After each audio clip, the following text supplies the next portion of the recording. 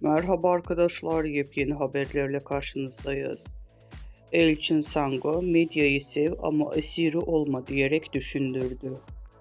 Güçlü metaforlardan oluşan kısa filmde medyanın gerçeklik algısına nasıl çarpılabileceğini gözler önüne seriyor. Elçin Sango'nun fotoğraflarında görünmemesinin medya tarafından tükenilen bir figür haline getirildiğinde gerçek kimliğinin kaybolduğunu sembolize ediyor. Medyaya esir olamam uyarısı insanlarda medya tüketiminde bilinçli olmalarını hatırlatıyor. Bu kısa filmde Sango medyanın güçlü ve bireyleri üzerinde etkisini eleştirirken izleyiciler medya tüketiminde dikkatli ve bilinçli olmaları gerçeğini hatırlatıyor.